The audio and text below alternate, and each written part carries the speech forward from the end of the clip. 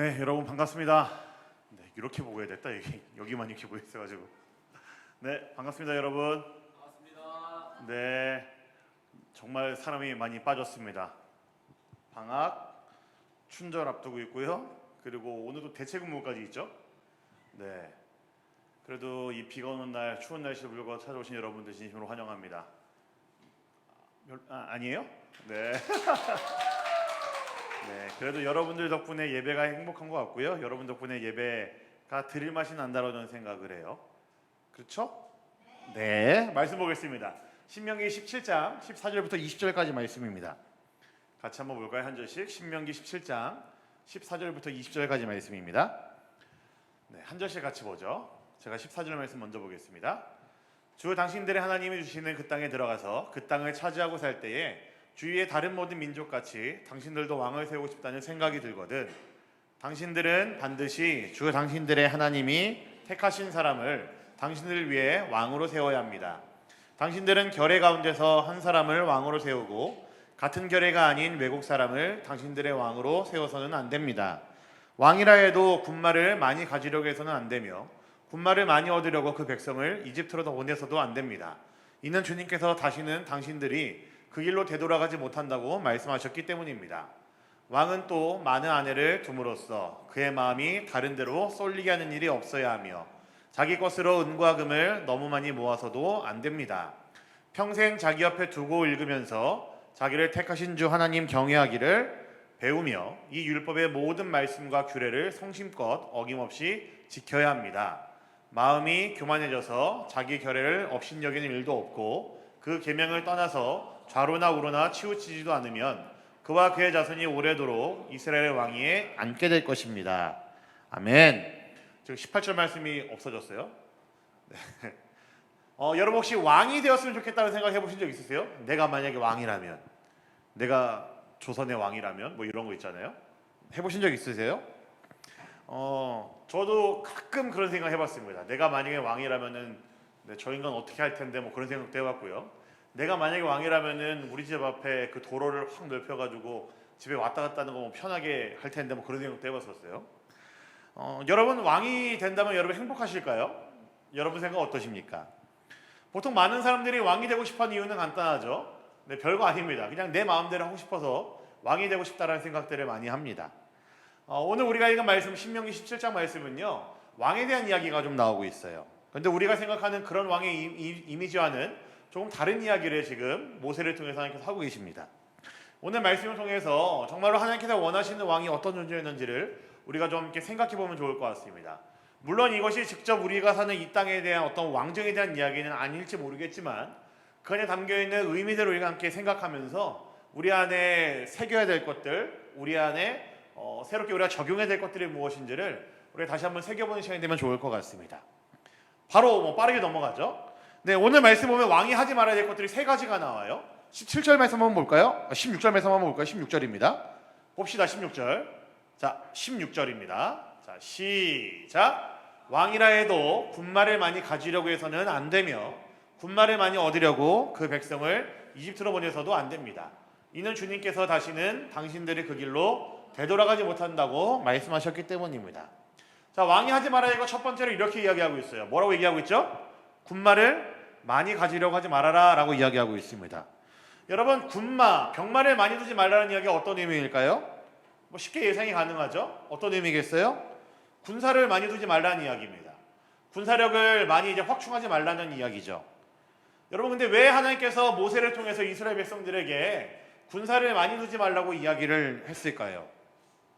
혹시 생각해 보신 적 있으십니까?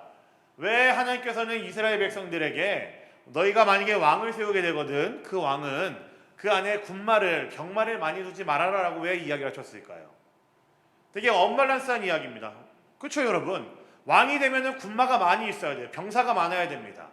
그래야지 왕권이 강화가 되고 그래야지 왕으로서의 역할을 할 수 있게 되죠. 그렇지 않아요?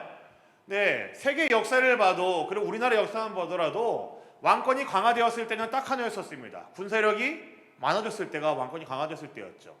모든 것들이 행정의 어떤 모든 영역들이 다 왕권에게 집중되었을 때 왕권은 강화가 되는 거죠. 근데 왜 하나님께서는 왕에게 군마를 많이 모으지 말아라, 왜 군사력을 많이 확충하지 말아라고 이야기하셨을까요? 여러분, 왕에게 군사가 많이 있다는 것은요, 그 사람에게 자부심을 갖게 합니다. 군사력이라고 하는 것은 그 나라의 왕으로 하여금 자만에 빠지게 만들죠. 어떤 자만에 빠지게 만들까요? 이 내가 누릴 수 있는 이 모든 힘들이 다 내 거야 라는 자만에 빠지게 만듭니다. 세상에는 그 어떤 것도 내 마음대로 쥐락펴락할 수 있어 라는 생각에 빠지게 만드는 것이 군사가 주는 역할입니다. 여러분, 군사가 많으면 많을수록 왕권이 강화된다고 말씀드렸잖아요. 왕이 다시 할 수 있는 능력이 너무 많아지면 많아질수록 무슨 생각을 하게 될까요? 세상에 있는 모든 것들은 다 내 거구나라는 생각을 하게 된다는 거죠. 어느 나라든 침공할 수 있고 어떤 나라의 공격이든 막아낼 수 있다고 생각을 합니다. 불신을 조장하게 만드는 것이 왕으로 하여금 군마가 많아지게 하는 이 일들이었습니다. 여러분, 근데 이스라엘이라는 나라는 어떤 나라였습니까? 하나님께서 선택하신 나라였고 하나님께서 다스리신 나라였었습니다. 근데 군마가 많아지면 많아질수록 불신을 조장한다라는 이야기는요, 왕은 군마가 많아질수록 그것에 의지하게 되고 그만큼 더 어떻게 된다는 이야기일까요? 하나님을 멀리하게 된다라는 이야기이죠. 세상에서 말하는 힘의 논리를 따르면서 하나님 앞에 엎드리지 않고 하나님의 은혜를 구하지 않게 되고 하나님의 다스리심을 잊어버리게 된다라는 겁니다. 그래서 여러분, 군사력이 강해질수록, 그리고 군사력을 이제 강하게 하지 말라는 이야기는요, 나의 능력을, 나의 힘을 따르지 말라라는 이야기로 바꿀 수가 있을 것 같습니다. 군사력이 강해질수록 왕은 나의 힘을 더 의지하게 되니까요, 나의 능력을 더 의지하게 되니까 지금 모세를 통해서 하나님께서 이렇게 얘기하시는 겁니다. 너의 힘으로 세상 사는 거 아니니까, 너의 힘으로 나라 다스리는 거 아니니까 그렇게 군마를 많이 두지 않아도 된다라고 이야기를 하시는 거죠. 이게 바로 하나님께서 이스라엘 백성들에게, 그들의 왕에게 첫 번째로 금하신 내용이었습니다. 군마를 많이 두지 말아라, 병마를 많이 두지 말아라, 군사력을 많이 확충하지 말아라는 이야기는요, 세상은 너의 힘으로 사는 것이 아니야 라는 것을 알려주기 위함이었죠. 두 번째는요, 오늘 말씀 17절 상반절에 이렇게 되어 있습니다. 한번 볼까요? 17절입니다. 또 보시죠. 시작. 왕은 또 많은 아내를 둠으로써 그의 마음이 다른 데로 쏠리게 하는 일이 없어야 하며. 여기까지만 보겠습니다. 두 번째는 뭘까요, 여러분? 많은 아내를 두지 않는 겁니다. 아마 모르긴 몰라도 남자들이 왕이 되고 싶다는 생각하는 사람들 중에는 이런 이유도 있을 거예요. 그죠? 아내를 많이 거느리고 싶어하는. 네, 전 아니에요. 여러분, 아내를 많이 두지 말라는 것은 어떤 의미일까요? 이것도 쉽게 짐작이 가능하죠. 여색을 많이 밝히지 말라는 의미일 겁니다. 색을 많이 탐하지 말고 탐욕과 욕심에 사로잡히지 말라는 이야기겠죠. 근데 여러분, 그 안에는 이런 의미도 있어요. 여러분, 고대 사회에서는요, 항상 결혼을 통해서 관계를 많이 맺었습니다. 나라와 나라는 결혼을 통해서 관계를 많이 맺었는데요, 그래서 우리는 이게 정략 결혼이라고도 얘기를 하잖아요. 그래서 이 결혼이 문제가 되는 이유 중 하나는요, 이스라엘이라는 나라가 다른 나라와 이제 결혼을 통해서 정략을 맺었을 때에 이게 야기하는 문제는 뭐냐면은 종교가 같이 들어온다는 데 있습니다. 이스라엘은 하나님만 섬기는, 여호와님만 섬기는 종교였었는데 다른 주변 국가에는 아내들을 왕비로 맞으면서 그 왕비가 들어올 때 뭘 갖고 들어올까요? 종교들을 갖고 들어오는 겁니다. 그래서 하나님께서 걱정하신 것이 바로 이거였어요. 많은 아내를 두지 말라는 이야기는요, 너가 여색을 밝히지 말라는 의미도 있지만 그 안에는 다른 나라를 통해서 유입하게 될 어떤 종교에 대해서, 문화에 대해서 주의하라는 이야기입니다. 근데 여러분, 딱 이것을 어겨가지고 낭패를 본 사람이 한 명이 있습니다. 혹시 아세요? 누군지? 네, 솔로몬이 그랬죠. 솔로몬은 다윗이 이루어놓은 그 이스라엘의 평화를 유지하기 위해서 주변에 있는 많은 나라들과 결혼을 나라와 왕비들과 여자들과 결혼했습니다. 그래서 그에게 아내가 너무나 많았죠. 근데 그 일을 통해서 무슨 일이 생겼을까요? 이스라엘에 더 많은 우상들이 들어왔습니다. 산당들이 세워지고 그 여인들의 종교를 존중해서, 문화를 존중해서 이스라엘은 이제 짬뽕이 돼버리기 시작을 한 거죠. 이스라엘의 타락의 가장 큰 원인을 솔로몬이 많은 여인들과 결혼을 한 것을 통해서 우상이 들어온 것으로 여기고 있습니다. 그래서 오늘 말씀에서 이렇게 표현을 해요. 많은 아내를 둘 때에 마음이 쏠리게 한다라는 표현을 합니다. 우리 익숙한 개역개정에서 보면요, 미혹하게 한다라는 표현도 사용을 해요. 근데 이 미혹한다라는 표현이 어떤 표현이냐면 이런 뜻이에요. 떠나다라는 의미입니다. 그러니까 아내들을 많이 두었을 때, 왕이 아내를 많이 두지 말아야 되는 이유는 그들을 통해 들어온 이방의 어떤 종교와 문화를 통해서 하나님을 떠나게 만들기 때문에 아내를 많이 두지 말라고 이야기를 하는 겁니다. 중요한 이야기죠. 왕이 되었을 때 조심해야 되는 게 뭐라고요? 많은 아내를 두지 않는 겁니다. 그 안에 담겨있는 의미는 뭘까요? 다른 나라부터 유입되는 종교와 문화들을 조심하는 겁니다.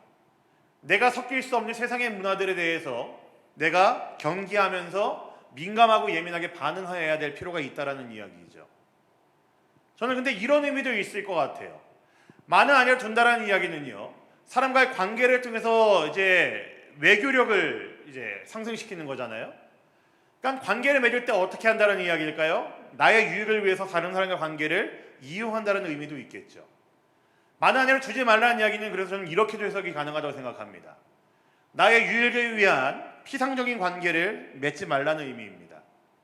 내 것을 내가 차리기 위해서, 내 뱃속을 불리기 위해서 다른 사람과 진심이 아닌 관계를 맺어가는 그런 관계들을 지향하라는 것까지도 저는 해석이 가능하다고 생각을 해요. 사랑이 없는 관계, 그 사람에 대한 정성이 담겨있지 않은 그런 관계들, 나의 유익을 채우기 위해서 단순히 이용하기 위한 그런 관계들을 맺지 말라는 이야기입니다. 한 사람을 사람으로, 존재 자체로 인정하지 않는 모습이죠. 사람 자체가 존귀한데, 존중한데, 존중을 받아야 되는데 그런 존재를 인정하지 않는다라는 의미일 수도 있습니다. 이게 바로 두 번째, 많은 아내를 두지 말라라는 그 명령에 담겨있는 의미입니다. 세 번째는 또 이래요. 17절 하반절도 한번 봅시다. 17절입니다. 보시죠. 자기 것으로부터 한번 봅시다. 다시 시작. 자기 것으로 은과 금을 너무 많이 모아서도 안 됩니다. 세 번째는 너무나 간단해요. 뭐죠? 은과 금을 많이 모으지 말라는 명령입니다. 왕으로서 재물을 많이 쌓아두지 말라는 것이죠. 여러분, 왕이 빠지기 쉬운, 가장 빠지기 쉬운 오류가 바로 이걸 겁니다. 내 뱃속을 채우기 위해서 왕권을 이용하는 겁니다. 돈을 많이 쌓아놓고요, 은과 금을 많이 쌓아둡니다. 자신만을 위해서 살고 자신만을 위해서 많은 재물들을 쌓아놓는 것이 세상의 왕들이 하는 일이었었습니다. 왕으로서 있지만 세상의 물질의 노예가 되어서 왕이 아닌 노예 역할을 하면서 살고 있는 자들이 이때 당시에 왕들이었다라는 거죠. 그래서 하나님께서는 이 세 번째, 은과 금을 쌓아두지 말라라고도 명령을 하십니다. 자, 여러분 지금 세 가지를 이야기했어요. 첫 번째는 군말을 많이 두지 말아라, 그리고 많은 아내를 두지 말아라, 그리고 은과 금을 쌓아두지 말아라 라고 하는 것은 이 세 가지 하나의 명령이었습니다. 근데 이 세 가지의 공통점 한번 여러분 생각해 보시면요, 여러분 눈치채셨을지 모르겠지만 이 세 가지의 모든 명령의 그 주어는요, 나입니다. 대상도 나예요. 나의 군사력, 나의 능력으로 바꿀 수 있다고 그랬죠? 많은 아내들, 나의 외교력, 그리고 나의 피상적인 관계입니다. 은과 금은 뭡니까? 나의 물질, 내 욕심을 채울 수 있는 것들을 이야기합니다. 다 나를 위한 것들이고 주어가 다 내가 될 수밖에 없는 것들이죠. 여러분, 군말을 많이 두지 말라는 걸 군사력으로 바꿀 수 있다고 말씀드렸습니다. 내 마음대로 살고 싶어하는 나의 능력이라고 이야기를 했죠. 나의 힘이라고 이야기를 했습니다. 하나님께서 군말을 많이 두지 말라고 명령하신 것은요, 세상 네 마음대로 사는 거 아니고 네가 이 나라 다스리는 거 아니다라는 것을 알려주기 위함이었다고 말씀드렸어요. 아내를 많이 두지 말라는 것은요, 이렇게 말씀드렸죠. 외교적인 능력, 정치적인 능력이라고 말씀드렸습니다. 나의 유익을 위해서 피상적 관계를 맺지 말라는 이야기입니다. 하나님이 창조하신 한 존재에 대한 관심이 없으면서 그들을 나의 유익을 위해서 이용하지 말라는 이야기입니다. 여러분, 요즘 세상은요, 저도 여러분들보다 조금 더 살아왔지만요, 시대가 지날수록, 해가 바뀔수록요, 세상은 사람에 대한 관심이 더 없어져가고 있다는 생각이 많이 듭니다.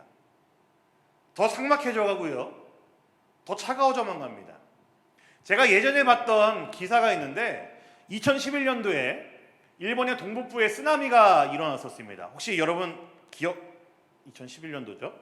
네, 혹시 알고 계십니까? 2011년도에 일본 동북부의 쓰나미. 네, 제가 그때 한번 그 코스타에서 한국 유학생 그 단체에서 주관하는 봉사활동, 그 비전 트립을 간 적이 있어요. 일본으로. 쓰나미가 일어난 지 얼마 안 되고 한 70일 정도 지나고 난 다음에 갔습니다. 근데 일본 동북부 지역 이시노마키라는 그 지역이요, 쓰나미를 정통으로 맞은 그 지역이었어요. 여러분 미디어로 혹시 봤을지 모르겠지만 제가 직접 가서 봤을 때 그 상황이 더 처참했습니다. 바다에 있는 그 뻘이요, 마을을 덮쳤어요. 그래서 마을이 이제 뻘로 이렇게 잠겨 있습니다. 진흙에. 그리고 나무에 여러분 자동차가 대롱대롱 걸려 있는 거 보신 적 있으세요? 자동차들이 나무에 걸려 있어요. 그리고 여전히 그 시체를 수습하는 그 작업들이 진행되고 있어가지고 여기저기서 시체들이 발견되었다라는 그 마킹이 붙기 시작했습니다. 시체가 발견되면은 그 지점에다가 이제 빨간색 리본을 달아놨거든요. 네, 그거를 제가 그 작업하는 그 비전트리 받는 그 와중에도 일정 가운데서도 여기저기 그 구호단체에서 발견했다고 그 리본들을 마킹하는 것들을 볼 수 있었습니다. 근데 제가 그때 봤던 어떤 기사가 있는데 이런 기사였어요. 어떤 사람이 이렇게 기사를 낸 것 같아요. 일본 동북부에 있는 이 쓰나미는 3만 명의 희생자를 낳았다, 이런 기사를 냈습니다. 근데 이거에 대한 반박하는 어떤 그 논평이었는데 그 작가가 이렇게 이야기를 했습니다. 일본 동북부에 온 쓰나미는 3만 명이 희생된 한 사건이 아니라 3만 명의 죽음이 일어난 하나의 사건으로 봐야 된다라고 이야기를 했습니다. 여러분 이거의 차이가 뭔지 아세요? 한 사건을 통해서 3만 명이 죽은 게 아니고요, 3만 명의 각자의 죽음이 속한 하나의 사건으로 봐야 된다라고 이야기를 했습니다. 차이가 뭘까요? 세상은 그냥 삭막해져 가면서요, 사람의 목숨도 생명도 그냥 숫자 하나에다가 이게 집어넣어갖고 치환해 버립니다. 그런데 그때 우리가 기억해야 되는 건 뭐겠어요? 한 사람 한 사람의 생명이 소중하기 때문에, 존엄하기 때문에, 비록 이 3만 명이 희생된 너무나 안타까운 사건이지만 그것을 그냥 하나의 사건을 묻어버리는 게 아니라 3만 명의 희생자들이 있는 각자의 죽음을 우리가 애도할 수 있고 슬퍼할 수 있는 하나의 사건으로 봐야 된다는 거죠. 다 다르다는 이야기입니다. 생명에 대한 시선들이. 아마 하나님께서 그것을 요청하셨던 것 같아요. 세상은 더 발전될수록 사람에 대한 존엄은 상실해져 갑니다. 사람의 어떤 생명, 존재, 가치는 불투명해져 가죠. 이용할 수 있다라고 생각을 합니다. 나의 유익을 위해 살아고 한다면 얼마든지 이용해도 된다라고 생각들을 많이 합니다. 근데 하나님께서는 왕에게 그렇게 하지 말라라고 이야기를 하고 있는 거예요. 많은 아내를 두지 말아라라는 이야기는요, 단순히 어떤 외교력, 정치력만 이야기하는 게 아니고 한 존재를 대할 때 진심으로 대할 수 있어야 된다는 것이 그냥 담겨 있습니다.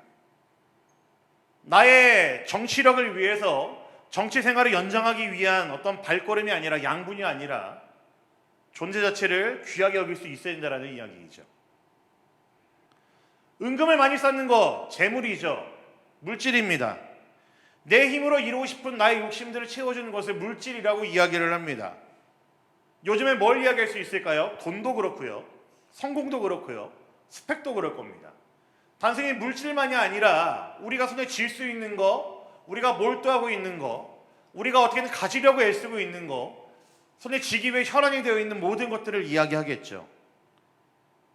근데 왕에게 이 세 가지들을 하지 말라고 하나님이 명령하고 있습니다. 나의 능력, 나의 피상적인 관계, 내가 손에 쥐고 싶은 나의 욕심들 하지 말라고 이야기를 합니다. 여러분, 왕이 하지 말아야 될 거 간단해요. 요약할 수 있습니다. 나만을 위해 살지 않는 거고요, 나를 위해서 살지 않아야 된다는 이야기입니다. 그 안에 하나님을 새까맣게 잊어버리고 살지 말라는 이야기입니다. 나에게만 집중해서 살지 말라는 이야기이죠. 하나님이 이스라엘 백성들에게 그들 안에 왕을 세우게 되거든 이런 것들 조심하라고 말씀을 하셨죠. 근데 동시에 하나님께서 하라고 하신 것도 있어요. 우리 오늘 말씀 18절부터 20절까지 말씀 한번 볼까요? 18절부터 20절입니다. 같이 봅시다. 시작. 왕위에 오른 사람은 레위 사람 제사장 앞에 보관되어 있는 이 율법책을 두루마리에 옮겨 적어 평생 자기 옆에 두고 읽으면서 자기를 택하신 주 하나님 경외하기를 배우며 이 율법의 모든 말씀과 규례를 성심껏 어김없이 지켜야 합니다. 마음이 교만해져서 자기 결례를 업신여기는 일도 없고 그 계명을 떠나서 좌로나 우로나 치우치지도 않으면 그와 그의 자손이 오래도록 이스라엘의 왕위에 앉게 될 것입니다.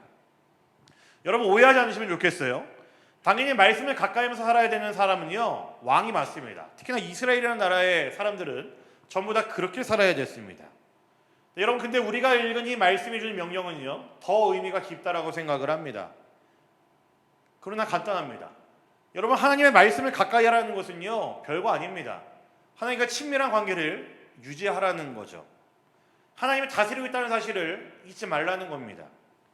그리고 그런 하나님이 다스리고 있음을 인정하면서 순종하면서 하나님을 경외하는 삶을 살라고 이야기를 하고 있는 것이 바로 지금 읽은 이 말씀 18절부터 20절까지의 말씀입니다. 왕이 반드시 해야 되는 일이 바로 이거였어요. 하나님과의 친밀함, 하나님의 다스리심을 잊지 않는 것, 그리고 하나님의 살아계심을 인정한다면 경외하는 것, 이게 바로 왕이 해야 되는 일이었었습니다. 여러분 한번 생각해 보시죠. 왜 하나님께서는 모세를 통해서 이스라엘 백성들에게 이런 명령을 했을까요? 지금 여러분 신명기가 언제 쓰여진 거냐면요, 이스라엘이 가나안 땅에 들어가기 직전에 하나님께서 주신 명령입니다. 정착 생활을 시작하기 전이에요.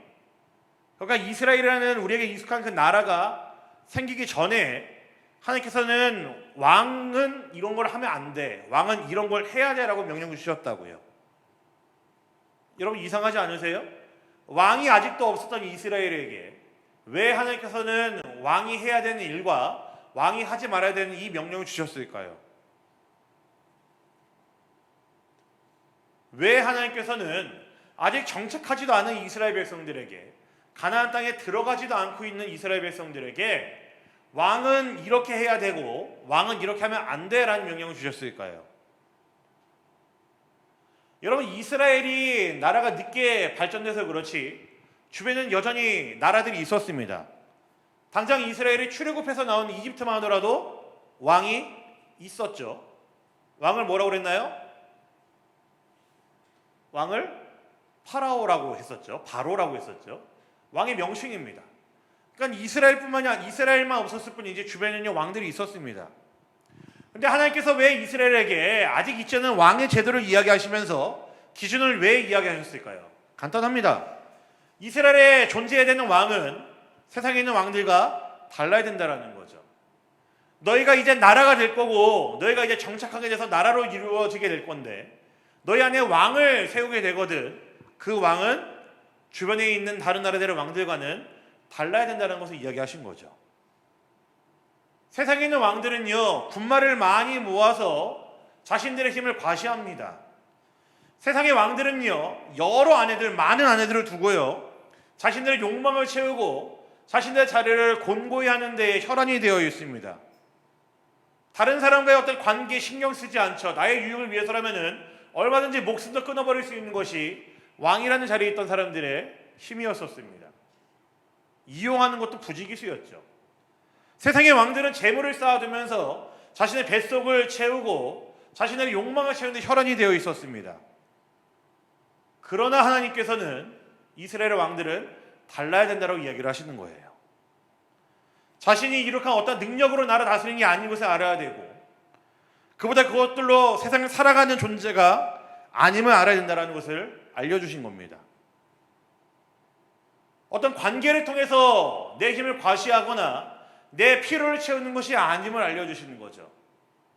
세상의 힘의 논리에 의해서 나라가 운영되고 있는 것이 아니라는 것을 알려주신 겁니다. 그렇다면 뭘 해야 된다는 걸까요? 하나님과 친밀함을 유지해야 되고 하나님의 살아계심을 잊지 않아야 되고 하나님의 은혜를 잊지 말아야 되고 하나님의 도우심을 살아가야 된다는 것을 잊지 말라고 계속해서 이야기를 하고 계신 겁니다.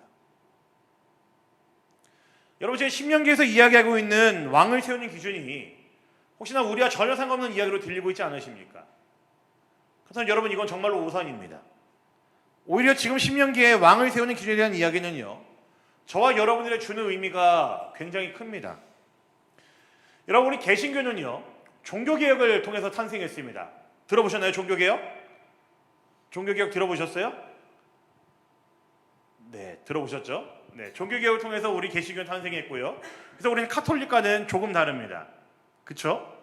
그런데 종교개혁의 가장 중요한 의의가 몇 가지가 있는데요. 그 중에 한 가지는요, 우리가 보고 있는 성경을요, 성직자들만, 어떤 특권 계층들만 보는 책으로 만든 게 아니라 모든 사람들이 읽을 수 있는 모든 사람의 손에 들려주는 성경책을 만들었다는 게 종교계의 가장 큰 의미 중에 하나입니다.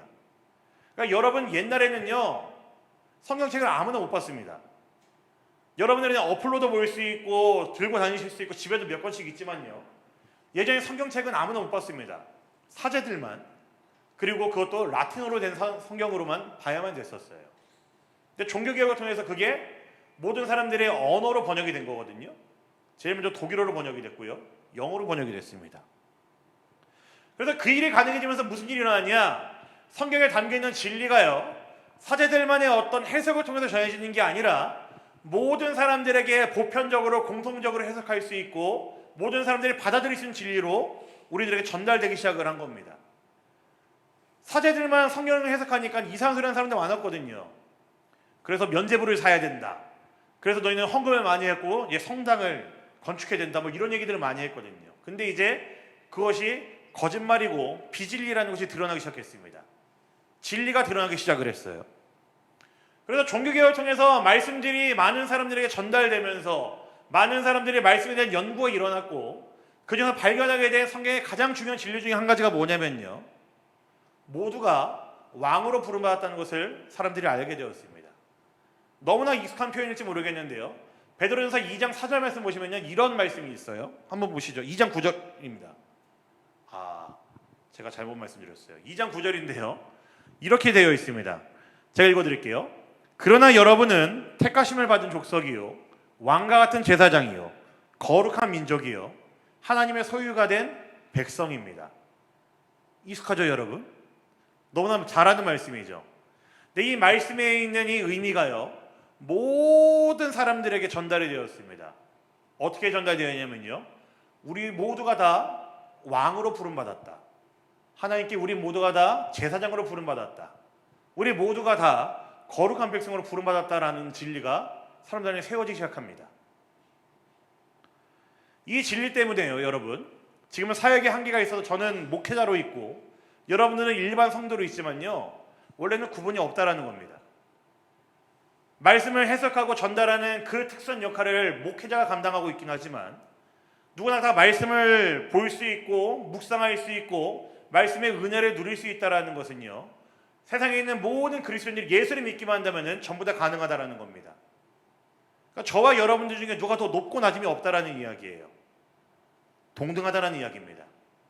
말씀을 해서 동등하다는 이야기고 우리 모두가 다 똑같이 왕으로 제사장으로 부름받았다는 이야기이죠. 이게 종교개혁이 우리에게 준 선물 중에 하나입니다. 목사라서 특별하게 잘난 사람 아니고요, 그래서 저를 좀 대우는 해주세요 여러분. 목사라서 특별히 잘난 사람 아니고요, 여러분이 목사가 아니라서 여러분 낮은 사람이 아니라는 이야기입니다. 똑같이 말씀을 해석할 수 있고 묵상할 수 있고 말씀을 통해 누릴 수 있는 은혜들은 동일하다는 이야기입니다. 말씀의 은혜 앞에 누릴 수 있는 영광들은 목회자나 일반 성도들이나 똑같다라는 이야기입니다. 이게 종교개혁이 우리 모든 그리스도인에게 준 선물과도 같은 진리입니다. 자, 근데 제가 방금 무슨 표현을 썼죠? 우리 모두가 다 뭐로 부름받았다고요? 왕으로 부름받았습니다. 모두가 다 제사장으로 부름받았다고요. 지금 신명기 17장에서는요 왕이 어떻게 살아야 되는지를 이야기하고 있습니다. 근데 말씀을 통해서 우리에게 주시는 그 진리는 뭐예요? 우리 모두가 다 뭐라는 이야기일까요? 왕이라고요. 하나님께서 우리 모두를 이 세상에 살아가는 왕으로 부르셨고 택하셨고 세우셨다라고 성경에 있는 진리들을 우리에게 이야기하고 있습니다. 이 세상의 정치와 법도로 정하는 왕은 아니지만 하나님께서는 우리를 이 세상에 살아가는 왕처럼 대우하신다라는 겁니다. 여러분 각자가 그래서 소중하다라는 이야기고 하나님께서는 여러분 한 사람 한 사람을 너무나 소중하게 사랑하고 계신다라는 이야기이죠.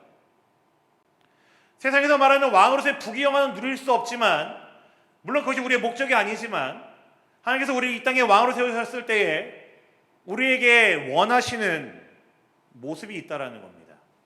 그게 지금 읽은 이 말씀이죠.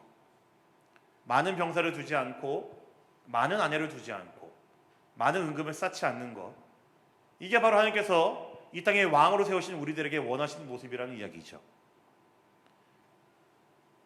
그렇다면 우리 여러분 어떻게 살아야 될까요? 여러분 어떻게 살기 원하십니까?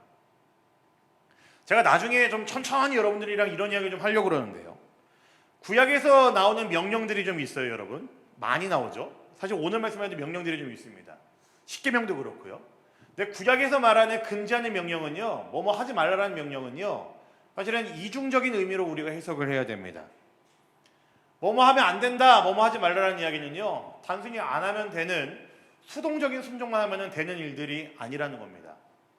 적극적으로 능동적으로 그 명령에 순종할 수 있는 방법들을 하나님께서는 원하셔요.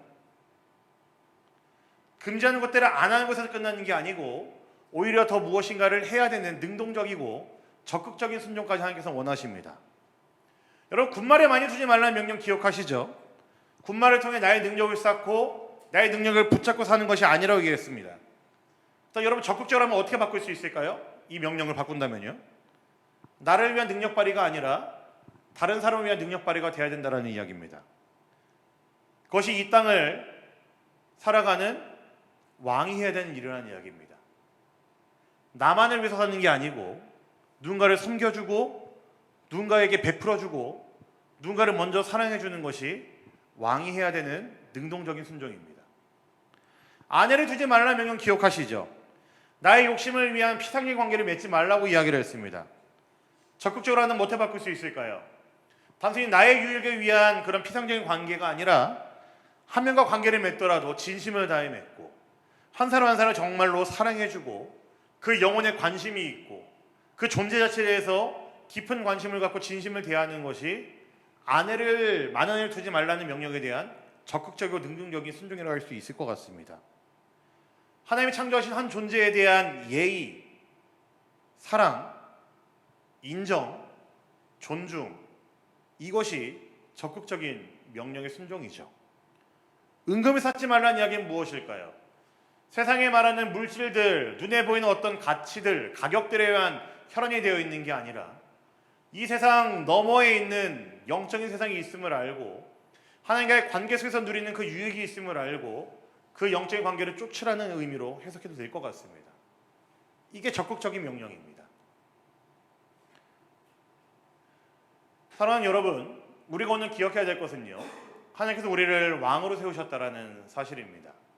구약 신명기 17장에서는요, 우리가 읽은 말씀에서는요, 아직 생기지 않은 이스라엘의 왕에 대한 금지 명령과 해야 될 것을 이야기하고 있어요. 근데 그 명령을 시간을 뛰어넘어서 성경으로는 진리로 우리가 해석을 한다면요, 우리 모두에게 각자에게 주시는 말씀이고 명령이기도 합니다. 우리는 이 세상을 살아가는 왕으로 부름받았습니다. 하나님께서 우리를 왕으로 택하셨고 왕으로서 이 세상 살기를 원하십니다. 세상에서 말하는 자기 마음대로 자기 내킨 대로 살아가는 그런 왕이 아니라 하나님께서 정하신 그 법도와 규칙과 그 가치를 따라서 살아갈 수 있는 너무나 고귀한 왕을 하나님께서 원하신다라는 이야기죠. 하나님께서 여러분을 왕으로 부르셨습니다. 하나님께서 여러분들이 왕으로 살기를 원하세요. 하나님은 여러분들이 너무나 소중하셔서 왕이라고 표현을 하셨습니다. 하나님은 여러분 존재 한 사람 한 사람에 대한 그 가치가 얼마나 고귀한지 아셨기 때문에 여러분 각자를 왕으로 대우하셨다라는 이야기입니다. 왕으로서 이 세상을 살아가야 되는 그 방법들에 대해서도 하나님께서는 우리에게 이야기를 하셨죠. 세상의 왕과는 다른 모습으로 하나님이 여러분을 부르신 그 부르심대로 그 존귀함대로 살아갈 수 있는 여러분이 되기를 간절히 소망합니다. 성경은 자주 우리의 존재가 얼마나 귀한지를 이야기합니다. 예레미야에 보면 우리를 보석이라고 이야기를 하고요, 신명기에도 우리를 보석이라고 표현을 합니다. 보배라고 표현을 해요. 오늘 말씀에서는 우리를 지금 왕으로 대우한다고 이야기하고 있습니다. 그만큼 여러분들 하나님께는 특별하다라는 이야기이죠. 여러분 한 사람 한 사람에게 향한 하나님의 사랑과 관심이 작지 않다라는 이야기입니다. 그리고 하나님께서 여러분들을 이렇게 부르셨다라는 이야기는 여러분들 기꺼이 그렇게 살아갈 수 있는 존재들로 만드셨다라는 이야기이기도 합니다. 이곳에 모인 사랑하는 우리 비상대학부 모두가 하나님이 여러분을 왕으로 부르셨다는 사실을 기억하시면서 그 자부심대로 살아가시길 간절히 소망합니다. 하지 말아야 될 것 3가지 기억하셨죠. 그리고 거기서 그냥 안 한 것을 끊는 것이 아니고 우리가 적극적으로 어떻게 해야 되는지 능동적인 명령까지도 우리는 생각해 볼 필요가 있습니다. 사랑하는 여러분들이 이 세상을 살아갈 때에 정말 왕답게 살아가시면 좋겠습니다.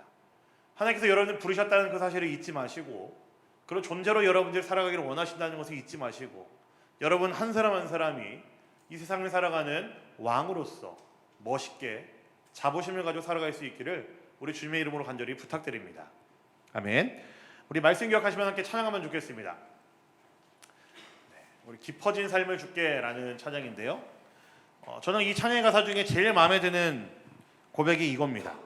제일 마지막에 하나님의 자녀로 명예 지켜하며 깊어진 삶을 주께 드리네라는 표현이 있습니다. 여러분, 명예를 지킨다라는 거 멋있는 표현 같아요. 저와 여러분들이 하나님의 왕으로 부름받았기 때문에 왕답게 살아가는 것이 명예를 지키는 일이겠죠. 저와 여러분들이 특별하게 하나님께서 사랑하신 존재로 부름받았는데 그 부르심대로 우리가 믿음을 지켜 살아가는 것이 참으로 하나님께서 주신 그 명예를 지켜가는 모습이겠죠. 우리 말씀을 기억하시면서 함께 찬양하시면서 다시 한번 우리의 마음을 믿음을 다잡는 시간이 되길 간절히 소망합니다. 함께 찬양하겠습니다.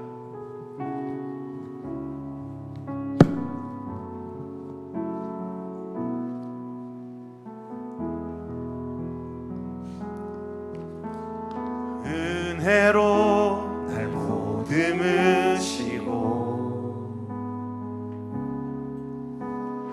사랑으로 품어주셔도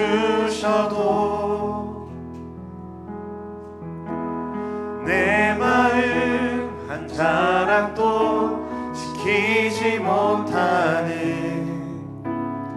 이 모습 부끄럽습니다. 따스한 곁을 내어주신 따스한 곁을 내어주신 주님 앞에 나아갑니다. 표현 못할 긍휼로 나를 붙드시는 주 이름만 바라봅니다. 매일 마주한 슬픔을 견뎌나가며 주 예수의 마음을 닮아가네. 두려운 걸음마다 주가 동행하니 주 의지하며 오늘을 건네. 주의 신실한 소망을 깊이 담으며 주 예수의 풍요를 채워가네. 하나님의 자녀로 명예 지켜가며 깊어진 삶을 주께 드리네. 매일 마주한 슬픔을 견뎌나가며 주 예수의 마음을 닮아가네. 두려운 걸음마다 주가 동행하니 주 의지하며 오늘을 건네. 주의 신실한 소망을 깊이 담으며 주 예수의 풍요를 채워가네. 하나님의 자녀로 명예 지켜가며 깊어진 삶을 주께 드리네. 아멘. 우리 이 시간 함께 기도하겠습니다. 우리 말씀을 기억하면서 함께 이렇게 기도하면 좋겠습니다. 여러분, 하나님께서는 여러분들 한 사람 한 사람을 이 세상을 살아가는 왕으로 세우셨습니다. 참 재미있게도 구약에서 왕이 하지 말아야 될 것들 세 가지를 일러주셨는데 그 세 가지는요, 군말을 많이 두지 않는 것, 많은 아내를 두지 않는 것, 많은 은금을 쌓지 않는 것이었습니다. 지금 우리가 살고 있는 이 세상 가운데 우리가 이것을 적용하자면요, 간단합니다. 나의 힘으로 살지 않는 것을 인정하고 나의 욕망을 채우기 위한 피상적인 관계를 정리하고 세상에서 말하는 가격에 사로잡혀서 매여 살지 말라는 이야기를 하고 있습니다. 여러분, 하나님과 친밀함을 유지하며 살아가야 되는 것이 이 세상을 살아가는 우리 왕으로서 살아가야 되는 우리들의 모습이어야 됩니다.